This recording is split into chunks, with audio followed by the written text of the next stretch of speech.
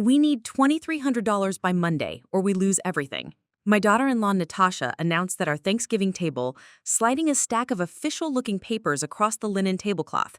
When I examined the documents more closely, my signature stared back at me on loan guarantees I had never signed. I looked toward my son Damien. He couldn't meet my eyes. Then Natasha smiled sweetly and explained how I had agreed to cover their mounting debts with my retirement savings. Hold up, I'm curious where you're listening from, and if this story spoke to you, make sure you're subscribed. Trust me, what I have planned for tomorrow is going to blow you away. But let me step back and explain how I arrived at this moment, sitting in my own dining room, surrounded by family I thought I could trust, completely unaware that my world was about to crumble around the turkey and cranberry sauce I had spent days preparing. Before we continue with Helen's story, I want to thank you for joining me and sharing these experiences that touch so many families during the holidays. If you believe that family bonds should be built on honesty rather than deception, please consider subscribing. It helps us reach more people who need to hear these stories of resilience and justice. The morning of Thanksgiving had begun with the kind of crisp November air that made Willowbrook feel like a Norman Rockwell painting.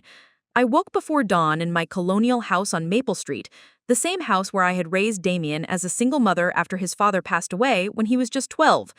28 years later, this house had become the heart of our family gatherings, the place where traditions were born and memories were made.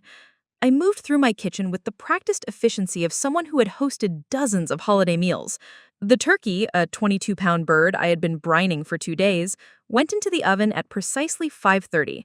The sweet potato casserole, made from my grandmother's handwritten recipe, sat ready for its turn in the oven.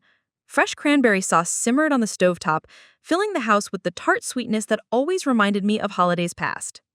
This Thanksgiving felt particularly special because it marked 3 years since Damien had married Natasha, and I was finally beginning to feel like we were finding our rhythm as an extended family.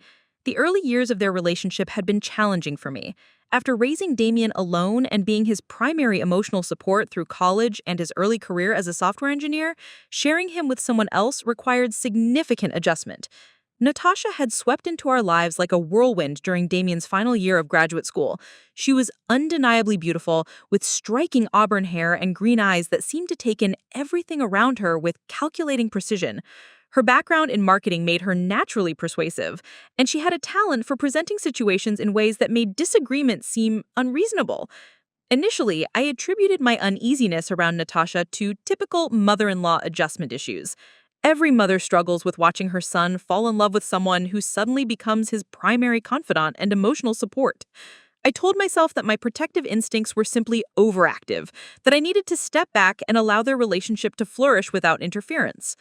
But as I prepared the dining room that Thanksgiving morning, arranging the china that had belonged to my mother and polishing silverware that caught the morning light streaming through lace curtains, I found myself reflecting on how much our family dynamic had shifted since Natasha's arrival.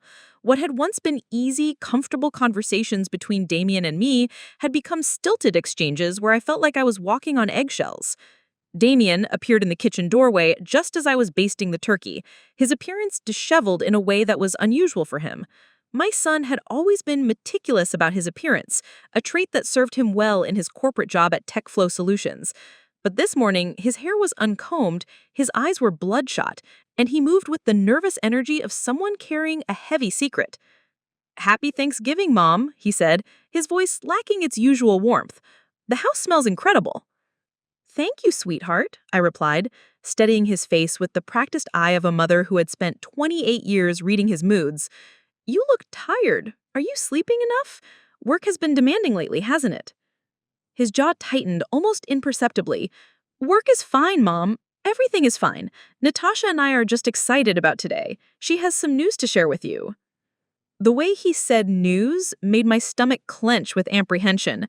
There was something forced about his enthusiasm, as if he were trying to convince himself as much as me. I had learned over the years that when Damien claimed everything is fine, with particular emphasis, it usually meant the opposite. "What kind of news?" I asked, but he had already retreated to the living room, claiming he needed to help Natasha bring in the side dishes they had prepared. An hour later, Natasha made her entrance with the dramatic flair that characterized most of her arrivals. She wore a burgundy dress that complemented her coloring perfectly, and carried herself with the confidence of someone accustomed to being the center of attention. In her arms, she carried a covered casserole dish and a leather portfolio that seemed oddly formal for a family dinner. "Helen, darling," she exclaimed, kissing both my cheeks in the European style she had adopted, despite being born and raised in suburban Denver. "You have outdone yourself with the decorations. The house looks like something from a magazine." Her compliments always felt slightly patronizing, as if she were surprised that someone of my generation and economic status could create something aesthetically pleasing. But I smiled and accepted her praise, determined to maintain the family harmony that had become increasingly fragile over recent months. As we moved around the kitchen together, making final preparations for dinner, I noticed that Natasha kept glancing at the leather portfolio she had placed on the counter. Several times, she started to say something, then seemed to change her mind, her fingers drumming against the granite countertop with nervous energy. "Is everything all right, dear?" I asked while checking the progress of the dinner rolls. "You seem distracted today." "Actually, Helen, there is something important I need to discuss with you. Something that affects all of us, really. It's about our financial situation." The phrase, "our financial situation," struck me as odd. Damien earned a substantial salary at TechFlow, and Natasha's marketing consulting business had been growing steadily. They lived in a beautiful townhouse in Riverside Commons, drove late-model cars, and took frequent vacations that they documented extensively on social media. "I hope there's nothing wrong," I said, though something in Natasha's expression suggested there was very much something wrong. "We'll discuss it at dinner," she replied firmly, "when we can all sit down together properly. It's the kind of conversation that requires everyone's full attention." The dinner preparation continued with an undercurrent of tension that made the familiar routines feel awkward and strained. Damien helped set the table with unusual precision, arranging each piece of silverware as if it were evidence in a court case. Natasha disappeared periodically to make phone calls, her voice too low to distinguish words, but her tone suggesting urgency. By the time we sat down to dinner, the atmosphere in my dining room felt charged with electricity that had nothing to do with holiday excitement. The table looked beautiful, laden with dishes I had been perfecting for decades, but something fundamental had shifted in the familiar space. As I carved the turkey and passed plates around the table, I tried to recapture the warmth and gratitude that should have characterized our Thanksgiving meal. But both Damien and Natasha seemed distracted, their conversation forced and their smiles not quite reaching their eyes. "Before we eat," Natasha announced, reaching for the leather portfolio she had brought to the table, "I need to share some news that affects our family's future." The formal language sent warning signals through my nervous system. Our family's future. What could possibly require such serious language on a day meant for gratitude and celebration? "Natasha," I said carefully, "can't this wait until after dinner? Thanksgiving is supposed to be about enjoying each other's company, not conducting business." "This can't wait, Helen," she replied, her voice carrying an edge I had rarely heard before. "We're in a time-sensitive situation that requires immediate action." It was then that she slid the stack of papers across my carefully set table, and I realized that everything I thought I knew about my family was about to change forever. We poured our hearts into researching and telling this story. If you're hooked, show some love with a subscribe. Now, where were we? But this moment of financial betrayal was not my first warning that something was deeply wrong with my son's marriage and the direction our family was heading. The signs had been accumulating for months, like storm clouds gathering on the horizon that I had chosen to ignore rather than confront. 3 weeks before Thanksgiving, I had been organizing my home office when I discovered the first piece of evidence that my trust was being systematically exploited. Hidden beneath a stack of gardening magazines that Damien had borrowed, I found a credit report with my name on it that I had never requested. My hands trembled as I studied the document, which showed inquiries and applications that made no sense. Someone had been checking my credit score multiple times over the past 6 months. Applications for personal loans, credit line increases, and even a mortgage refinance had been submitted using my Social Security number. The dates corresponded perfectly with times when Damien and Natasha had visited my house, when they had access to my mail and personal documents. The most disturbing discovery was a loan application for $15,000 that had been approved but never finalized. According to the paperwork, the loan was supposed to fund home improvements for a property I didn't own. The signature on the application looked remarkably similar to mine, but the handwriting had subtle differences that made my stomach clench with growing dread. When Damien arrived that evening for our usual Wednesday dinner, I was waiting in my living room with the credit report spread across my coffee table like evidence in a criminal investigation. "Can you explain this to me?" I asked, my voice steadier than I felt as I held up the mysterious loan application. Damien's face went through a series of rapid transformations that I had never seen before. Confusion, recognition, guilt, and finally, defensive anger. "Mom, you went through my personal belongings," he said, though his voice lacked conviction. "These documents have my name and Social Security number on them," I replied. "They were mixed in with magazines you borrowed from me. I wasn't snooping, I was cleaning."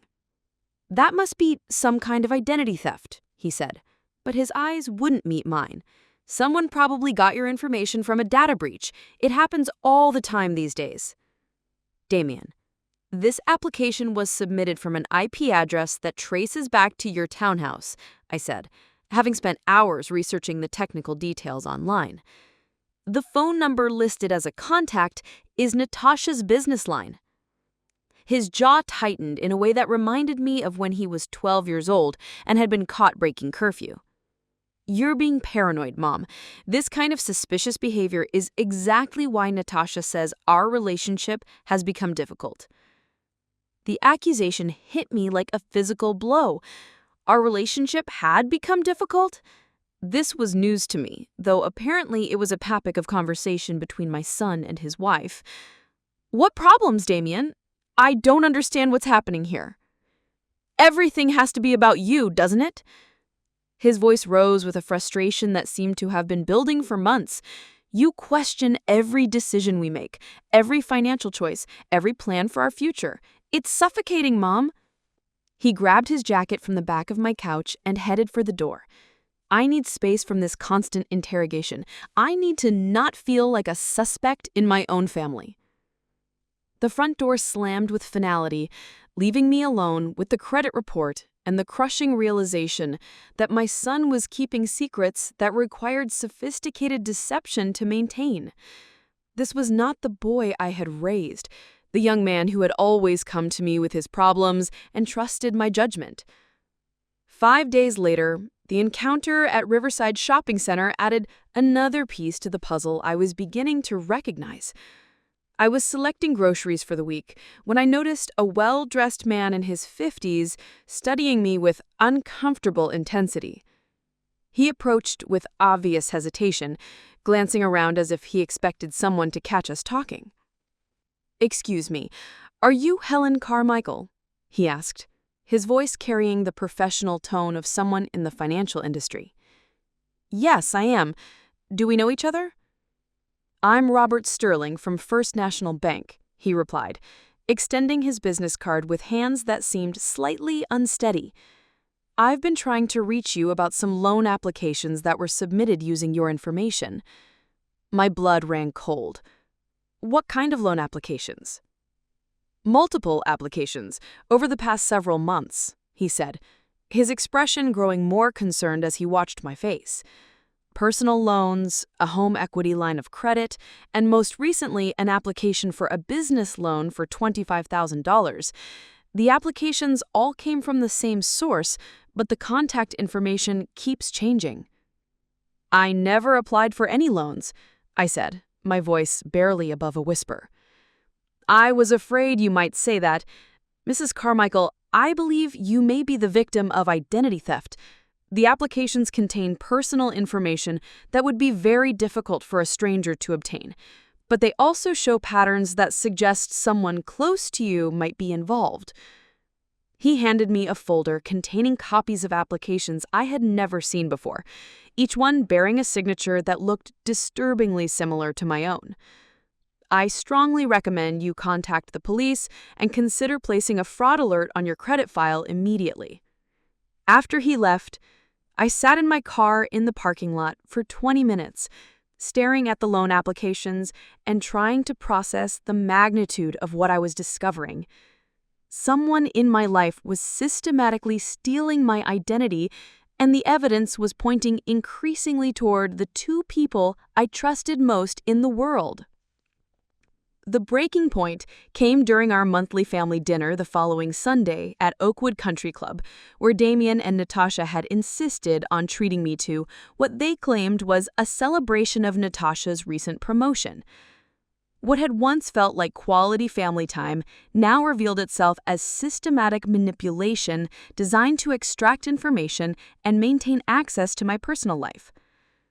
"Helen, you look wonderful tonight," Natasha said, as we were seated at a table overlooking the golf course. "That blue dress is so flattering. You should treat yourself to new clothes more often." "Thank you, dear," though her compliment felt backhanded in a way that I couldn't quite identify. "Speaking of treating yourself," Damien interjected with forced enthusiasm, "Mom, when was the last time you looked into refinancing your house? Interest rates are at historic lows. You could probably save hundreds of dollars per month." The suggestion felt oddly specific, and I remembered the mortgage refinance inquiry on my credit report. "I'm comfortable with my current mortgage, sweetheart. The house will be paid off in just a few more years." But think of all the equity you're sitting on, Natasha pressed. That house has probably tripled in value since you bought it. You could access that money and really enjoy your retirement years. Her persistence made me uncomfortable. "Why are you both so interested in my mortgage? I've never mentioned having financial difficulties." They exchanged a look that lasted just a moment too long, one of those marital communications that excluded me entirely. "We just want to make sure you're making smart financial decisions," Damien said. "As your only family, we feel responsible for your well-being." "My well-being is fine," I replied, but their sudden interest in my finances felt predatory rather than caring. Throughout dinner, they steered every conversation back to money, asking detailed questions about my retirement accounts, my insurance policies, and my plans for estate management. When I tried to redirect to safer topics like Damien's work or their recent vacation, they seemed distracted and impatient. "Mom, have you updated your will recently?" Natasha asked over dessert, her tone casual, but her eyes intent. "It's so important to keep those documents current, especially as property values change." "My will is current enough," I said, though the question made my skin crawl. "Why do you ask?" "Just being practical," she replied with a smile that didn't reach her eyes. "Family members should know where important documents are kept in case of emergencies." The call from my longtime neighbor, Mrs. Patterson, came the following Thursday evening when I was preparing a quiet dinner for myself. Her voice carried the worry that only concerned neighbors can perfectly calibrate to pierce through polite social boundaries. "Helen, dear, I hope you don't mind me calling, but I've noticed some unusual activity at your house when you're not home." My heart began racing. "What kind of activity?" "Well, Damien and his wife have been there several times in the past few weeks, always when your car isn't in the driveway. They have keys, of course, so I assumed you knew, but they've been carrying boxes and what looked like file folders." The implications made my stomach clench. "How many times, Mrs. Patterson?" "At least 5 or 6 times that I've seen, probably more when I wasn't looking out my window. They always seem to be in a hurry, and yesterday I saw them photographing documents on your kitchen table." After she hung up, I stood in my empty house holding the phone and wondering when my son's presence in my home had become something secretive and potentially threatening. The keys I had given him as a gesture of trust and family connection were apparently being used for purposes I had never authorized. The discovery I made in my home office that weekend confirmed my worst fears. My filing cabinet, where I kept important financial documents, showed clear signs of being searched and reorganized. Papers that I always arranged in specific order had been shuffled, and several documents were missing entirely. My original Social Security card was gone, along with copies of tax returns from the past 3 years. Most disturbing of all, my signature card from the bank and a notarized copy of my power of attorney were missing from the folder where I had always kept them. Someone had been systematically gathering the documents needed to assume my financial identity, and they had been doing it with the familiarity of people who knew exactly where I kept my most sensitive information. When I called Damien that evening to confront him about the missing documents, his response was immediate and devastating in its coldness. "Mom, maybe you're becoming forgetful. People our age often misplace important papers." "Our age? Damien, I'm 55 years old, not 85. "I'm just saying that stress and age can affect memory.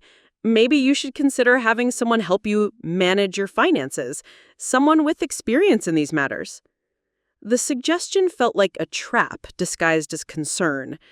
"Are you volunteering for that responsibility, Damien?" His silence stretched between us like a guilty verdict. When he finally spoke, his voice was flat and final. "Mom, Natasha and I are worried about you. We think it might be time for some changes in how you handle your affairs." That night marked a new phase in our relationship, one where I lived with the constant awareness that the people I loved most in the world were actively working against my interests. The family I had sacrificed everything to build and maintain was systematically betraying the trust that had taken decades to establish. Now, sitting at this Thanksgiving table, with Natasha's demands hanging in the air and those forged documents staring back at me, I realized that all those warning signs had been leading to this moment. The mysterious credit applications, the missing documents, the probing questions about my finances, all of it had been preparation for whatever trap they were about to spring at this holiday meal I had prepared with such love and anticipation. "Let's say grace first," I suggested, reaching for Damien's hand in the circle we had formed around the table for 28 years. "Before we discuss anything else, let's remember what we're grateful for."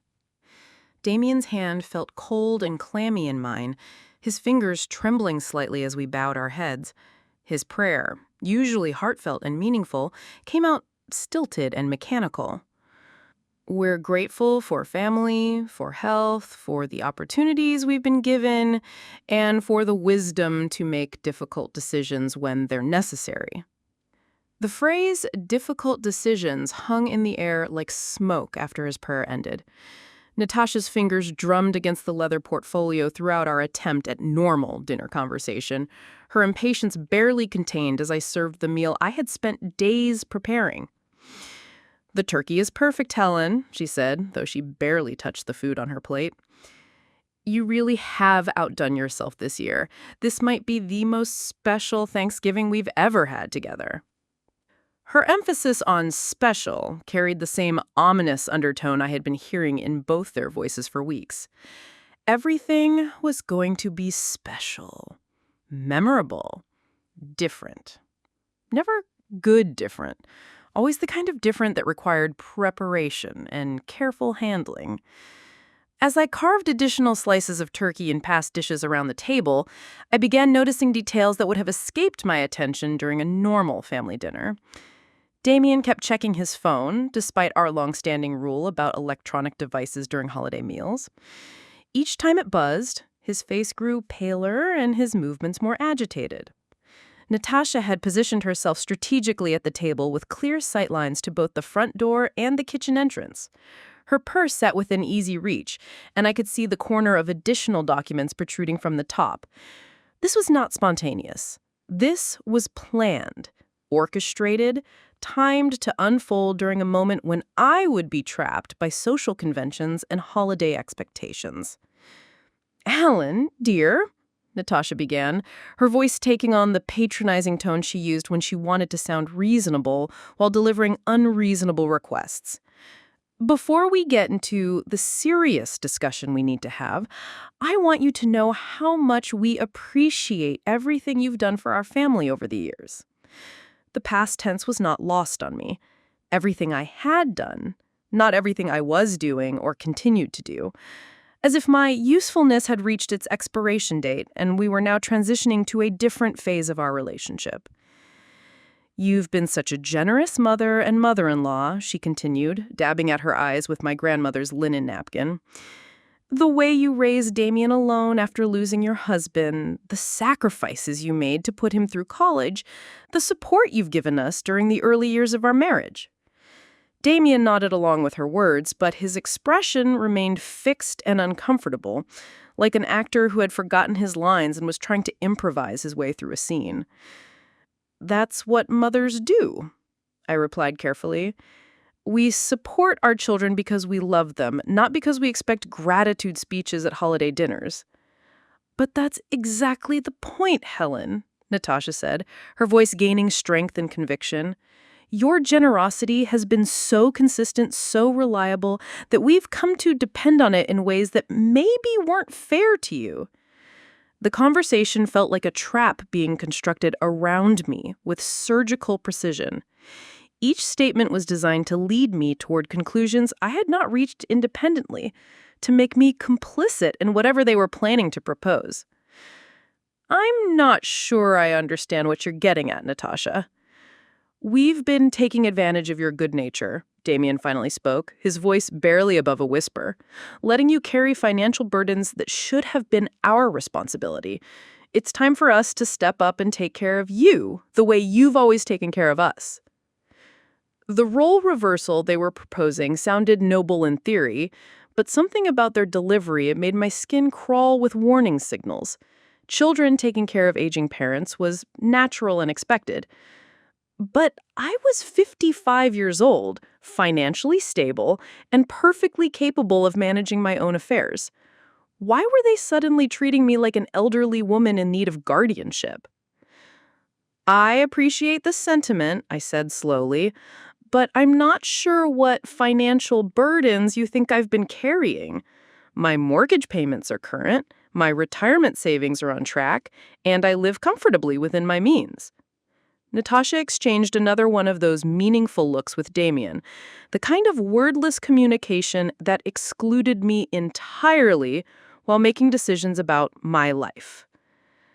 "Helen, that's part of the problem. You've been so focused on maintaining your independence that you haven't been making optimal financial decisions."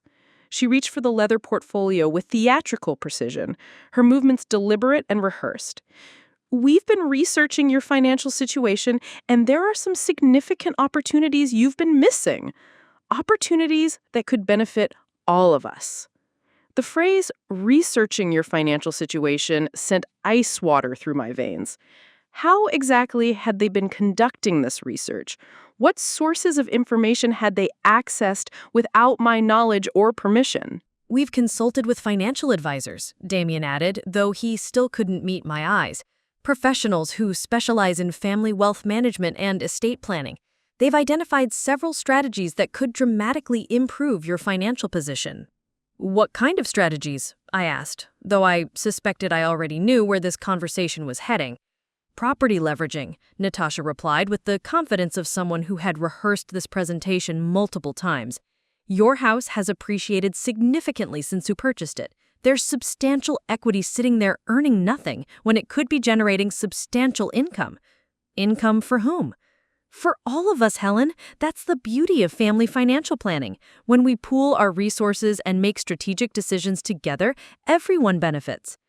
The concept they were describing sounded reasonable on the surface, but my recent discoveries about forged signatures and unauthorized credit applications made their sudden interest in family financial planning feel predatory rather than collaborative.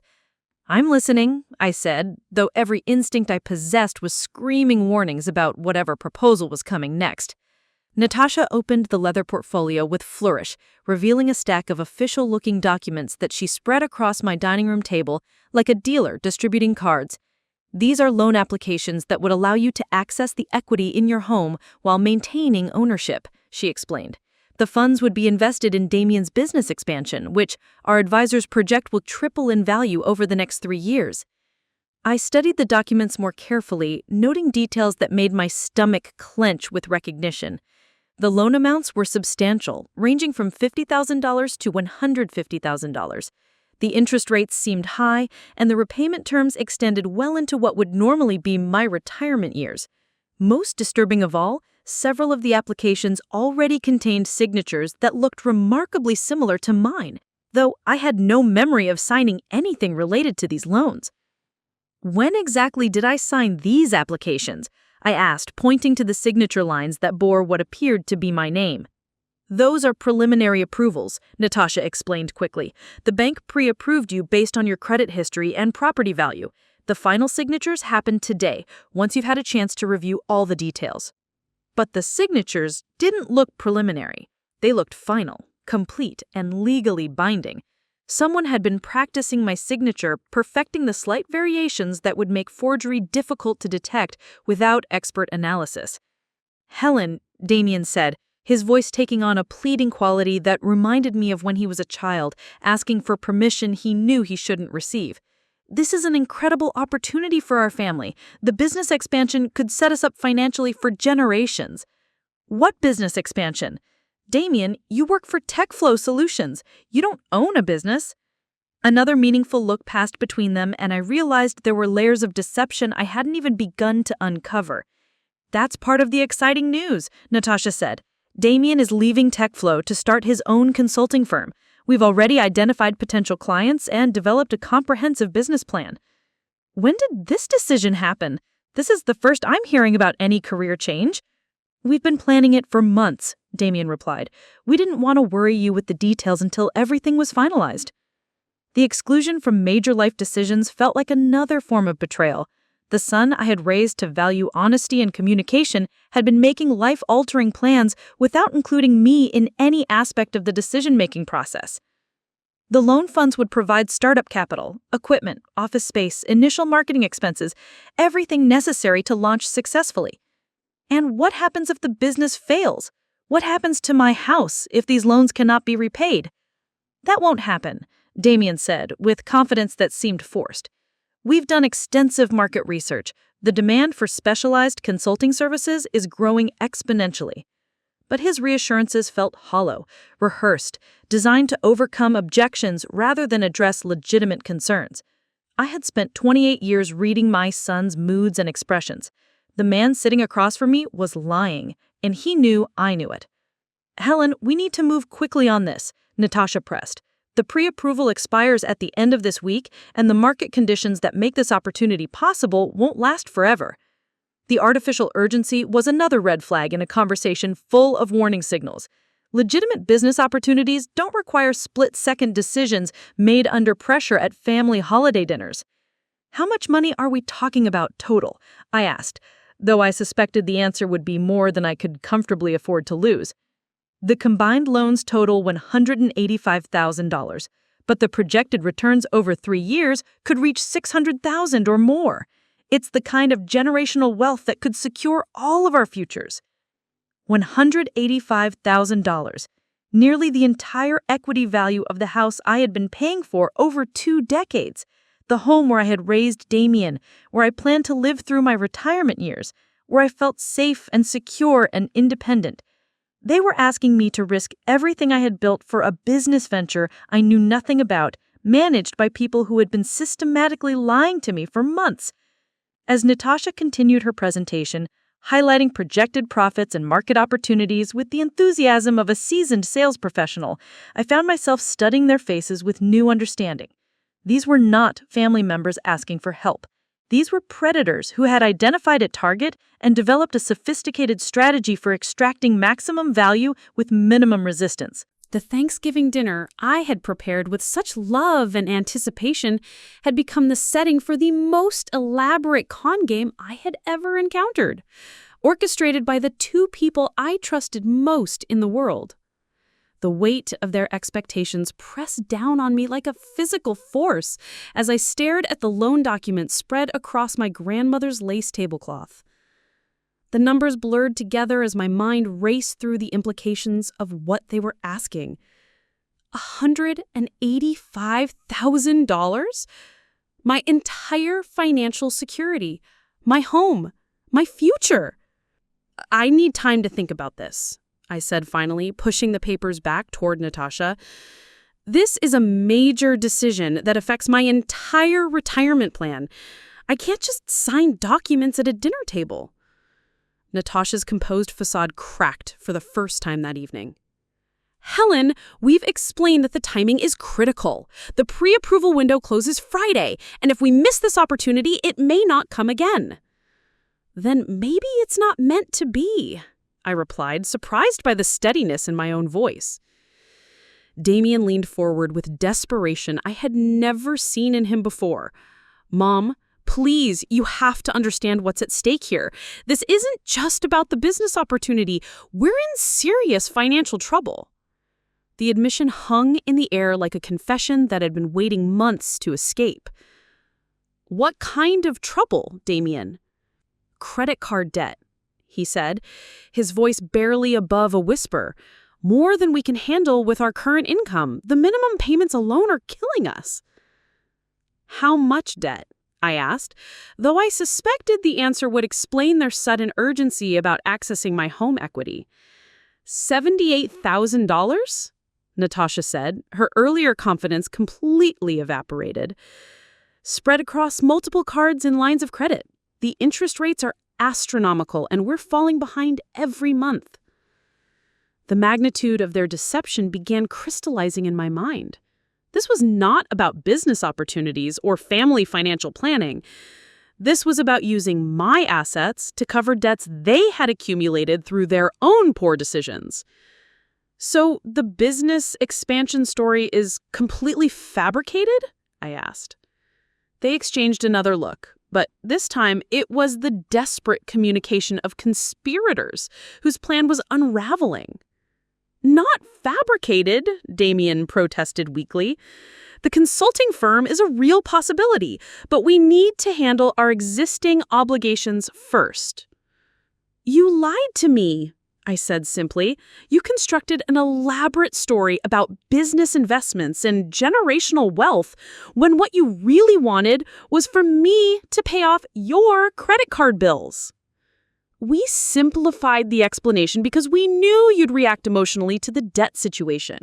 The end result is the same. Your equity gets leveraged, our family gets financial stability, and everyone benefits. Everyone except me, who loses her home if you can't repay these loans. That won't happen, Damien insisted, but his voice lacked any trace of conviction. I studied the loan documents more carefully, noting details that had escaped my initial review. The interest rates were even higher than I had first noticed, and several of the loans included variable rate clauses that could increase payments substantially over time. Most disturbing of all, the collateral listed on every single document was my house, not their townhouse, not their cars, not any of their assets. Mine. If these loans defaulted, I would lose everything while they would lose nothing. These signatures, I said, pointing to several documents where my name had already been signed, I never signed these papers, and yet here's what looks like my signature on final loan agreements. The silence that followed was deafening. Damien stared at his hands while Natasha's face flushed with the angry red of someone whose carefully constructed plan was collapsing. Those are practice signatures, she said finally, from when we were helping you with your estate planning documents last spring. We used them as templates to show the bank what your signature looks like for verification purposes. The lie was so blatant, so insulting to my intelligence, that I felt something shift inside me. The last vestige of trust I had been clinging to, despite months of evidence, dissolved completely. You forged my signature on legal documents, I said, my voice growing stronger with each word. You committed fraud using my identity, my credit, and my property as collateral. We were trying to help you make smart financial decisions, Natasha snapped, her mask of concern finally falling away to reveal the calculating predator underneath. You're too conservative, too afraid to take advantage of opportunities. Someone needed to act in your best interests.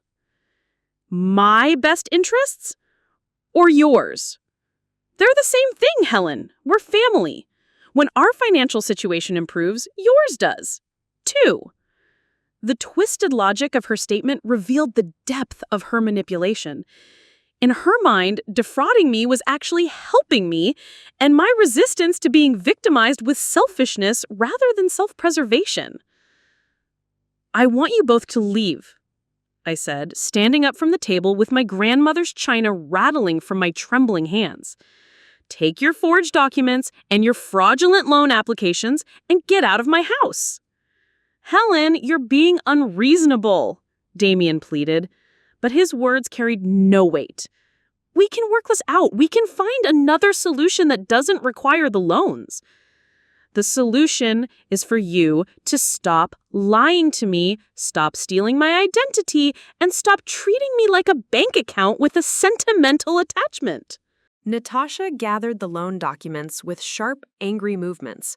"You're making a mistake, Helen. A huge mistake. When this opportunity disappears, don't come crying to us about your financial security. My financial security was never in jeopardy until you two started forging my signature and stealing my personal information." As they prepared to leave, Damien made one final attempt at emotional manipulation. "Mom, I'm your son, your only family. Are you really going to let money destroy our relationship?" "I'm not destroying anything, Damien. You did that when you decided to commit crimes against me rather than asking for help honestly." The front door had barely closed behind them when my phone rang. The caller ID showed a number I didn't recognize, but something made me answer anyway. "Mrs. Carmichael, this is Detective Lisa Chen from the Willowbrook Police Department. I've been trying to reach you about some financial crimes that may have been committed using your identity."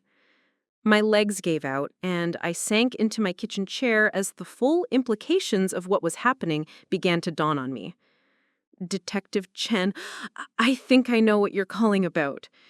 We've been investigating a sophisticated identity theft ring that targets elderly residents, but your case has some unusual characteristics. The perpetrators appear to have extensive access to your personal information and living space." "They're my son and daughter-in-law," I said, the words feeling surreal even as I spoke them. "I'm sorry, Mrs. Carmichael. I know that makes this situation particularly difficult. We've been building a case for several weeks, but we needed additional evidence to move forward with charges." "What kind of evidence?" "Recordings of them attempting to coerce you into signing fraudulent documents would be extremely helpful. Do you think they might try to contact you again about these loans?" The irony was devastating. The family dinner that was supposed to represent love and gratitude had become the setting for a criminal investigation involving the two people I cared about most in the world.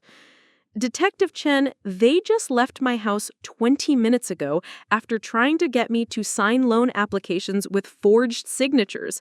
I think I can help you get the evidence you need." "Mrs. Carmichael, before we proceed, I need to make sure you understand the potential consequences of cooperating with our investigation. If we can prove your son and daughter-in-law committed fraud, they will face serious criminal charges." The weight of that reality settled over me like a heavy blanket. Helping the police would mean potentially sending Damien to prison, but protecting him would mean continuing to enable behavior that would eventually destroy us both. What happens if I don't cooperate? What happens if I just let this go? Based on the pattern we've observed, they'll continue escalating their fraud until they've extracted every dollar they can from your accounts and property. These schemes don't stop voluntarily. They continue until the victim has nothing left to steal. The choice before me was clear, but heartbreaking. I could protect my son from the consequences of his crimes and lose everything I had worked for, or I could protect myself and watch him face justice for his betrayal. What do you need me to do? We need you to arrange another meeting with them, preferably recorded, where they attempt to coerce you into signing fraudulent documents. With that evidence, we can arrest them and recover any assets they may have already stolen. As I agreed to Detective Chen's plan, I realized that my Thanksgiving dinner had become something I never could have imagined. Not a celebration of family bonds, but the beginning of their legal dissolution. The turkey was still sitting on my dining room table, growing cold, next to the forged loan documents that would soon become evidence in a criminal case. The son I had raised with such love and sacrifice was about to become a defendant in a fraud investigation, and the family traditions I had maintained for nearly 30 decades were ending in the most devastating way possible. But for the first time in months, I felt something I had almost forgotten. The strength that came from choosing truth over denial, justice over enabling, and my own survival over misguided loyalty to people who had forfeited their right to my protection. The real Thanksgiving lesson was about to begin, and it had nothing to do with gratitude for what I had. It was about having the courage to fight for what I deserved to keep.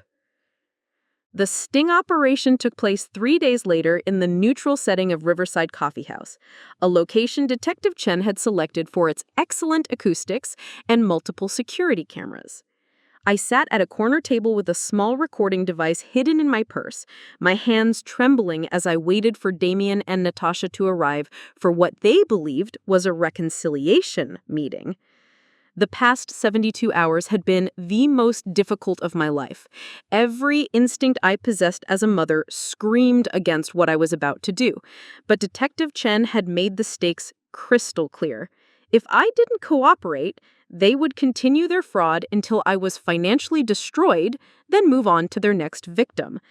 The evidence suggested they had already done this before. Mrs. Carmichael, Detective Chen had explained during our planning session, we've discovered that your daughter-in-law has been involved in similar schemes in 2 other states. She targets older women through their adult children, uses emotional manipulation to gain access to personal information, then systematically drains their assets through forged documents and identity theft. The revelation that Natasha was a professional con artist who had deliberately targeted my family had been devastating, but also clarifying. This was not a case of good people making desperate decisions. This was calculated predation that required a law enforcement response. Damien arrived first, looking haggard and desperate in a way that broke my heart despite everything he had done. He had lost weight, his clothes hung loosely on his frame, and dark circles under his eyes suggested he hadn't been sleeping. When he embraced me, I could feel his ribs through his shirt. "Mom, thank you for agreeing to meet with us," he said, his voice cracking with emotion. "I know you're angry and you have every right to be, but we're family. We have to find a way to work through this." Natasha arrived 10 minutes later, her appearance meticulously maintained despite their alleged financial crisis. Her designer handbag and expensive jewelry seemed inconsistent with someone drowning in credit card debt, a detail that Detective Chen had instructed me to notice and remember. "Helen, darling," she said, settling into the chair across from me with practiced grace, "I'm so glad you called. I was devastated by how our Thanksgiving dinner ended. Family disagreements should never escalate to that level." The casual dismissal of fraud and identity theft as a family disagreement revealed the depth of her manipulation skills. She was reframing criminal behavior as a minor misunderstanding that reasonable people could resolve through conversation. "I've been thinking about what you both said," I began, following the script Detective Chen and I had rehearsed, about the loan opportunities and the potential for family financial planning. Maybe I was too quick to dismiss your ideas. Relief flooded Damien's face so completely that I almost abandoned the entire operation. This was my son, the boy I had raised and loved and sacrificed everything for. Watching him cling to hope that I might still enable his criminal behavior was almost unbearable. "Mom, thank you for agreeing to meet with us," he said, reaching across the table to squeeze my hand. "I know you're angry and you have every right to be, but we're family. We have to find a way to work through this." But I need complete honesty this time. I continued, my voice steadier than I felt. No more stories about business expansions or investment opportunities. I need to know exactly what you plan to do with the money and how you intend to repay it. Natasha and Damien exchanged one of their meaningful looks, and I could see them making rapid calculations about how much truth they could afford to reveal. The reality is that we need immediate cash to prevent our creditors from taking legal action, Natasha admitted. The minimum payments on our debt have become unsustainable, and we're facing potential garnishment of Damien's wages. How did you accumulate so much debt? I asked, though Detective Chen had already provided me with financial records that painted a disturbing picture of their spending patterns. Living expenses, Damien said vaguely. The cost of maintaining our lifestyle while building our careers. Everything is more expensive than we anticipated. But the financial records told a different story. Casino transactions, luxury vacations, expensive restaurants, and shopping sprees that suggested gambling addiction and compulsive spending rather than necessary living expenses.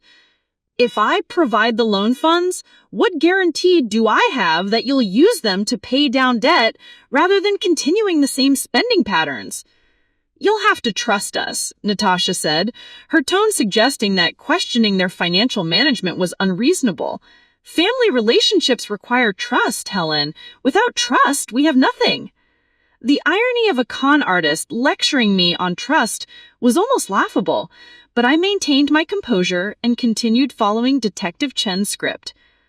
I've been thinking about what you both said, about the loan opportunities and the potential for family financial planning.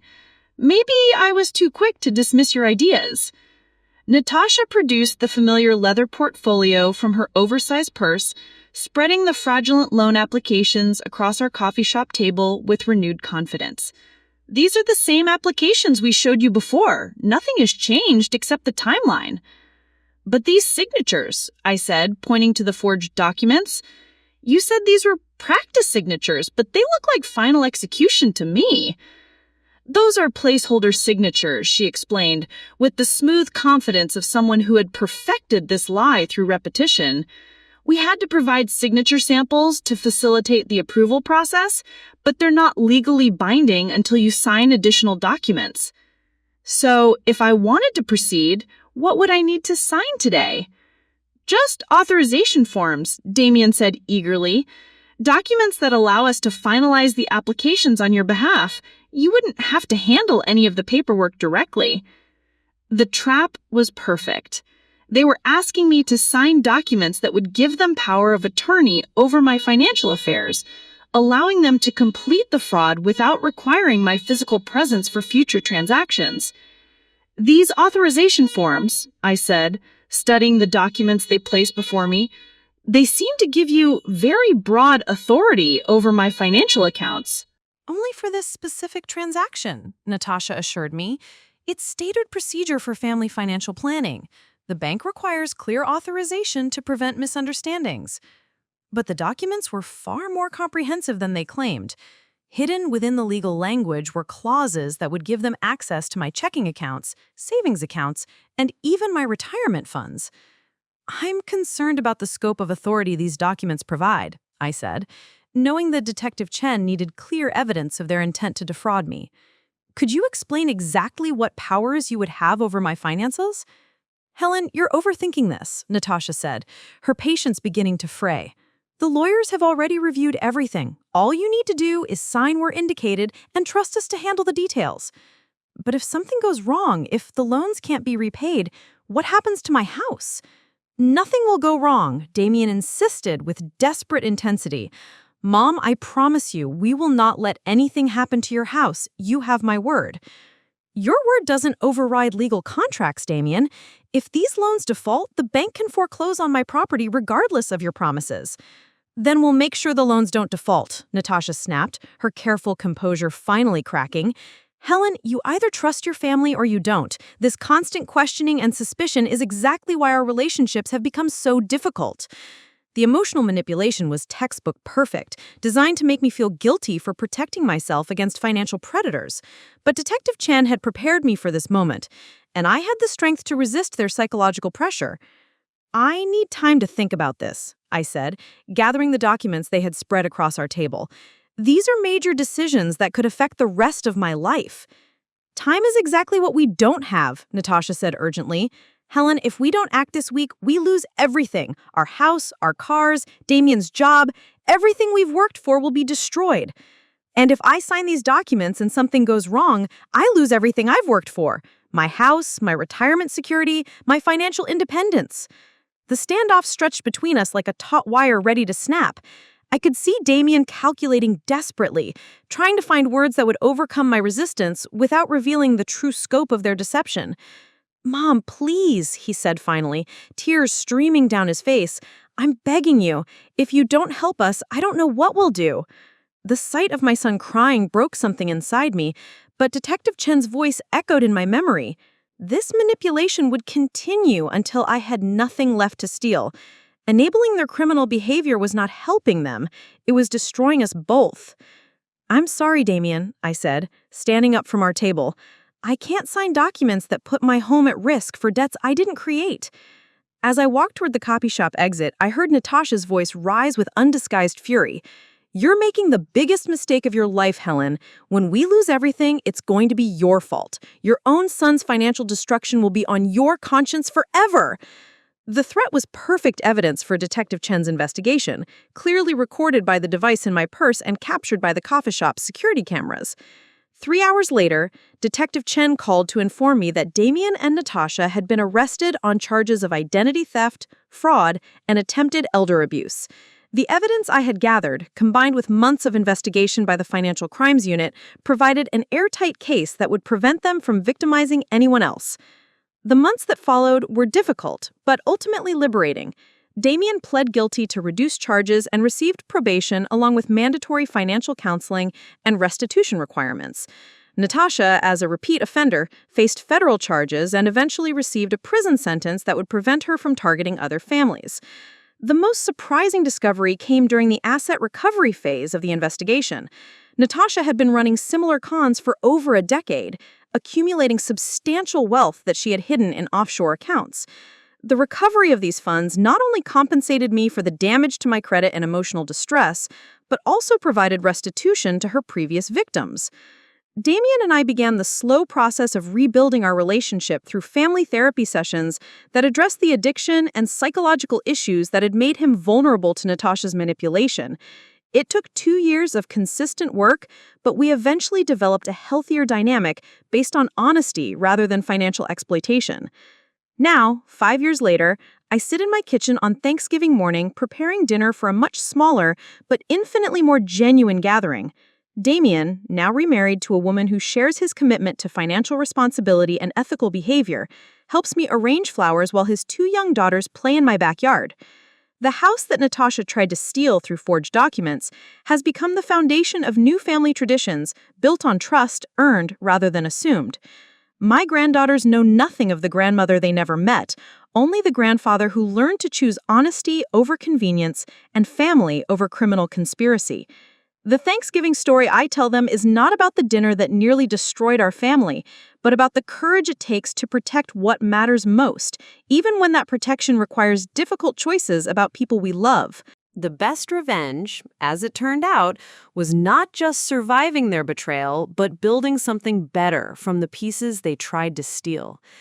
Every mortgage payment I make on my fully owned home, every secure retirement account statement I receive, every honest conversation I have with my son represents a victory over the predators who thought my love could be weaponized against my own interests. Watching my granddaughters laugh as they helped their grandfather carve the turkey, I realized that saving myself also saved them from inheriting a legacy of manipulation and financial exploitation. The family traditions that continue in my dining room are built on foundations that can never be forged, never be stolen, and never be destroyed by people who mistake love for weakness. If this story of family betrayal and ultimate justice resonated with you, remember that financial elder abuse affects millions of families every year. The warning signs are often subtle, but the consequences can be devastating. Trust your instincts, verify all financial documents independently, and never let family loyalty override your right to financial security. Share the story with others who might need to hear it, and remember that protecting yourself is not selfish when the people asking for help are actually predators in disguise. 2 more compelling stories are just a click away. If this one drew you in, wait until you see what else we found. Ready to explore?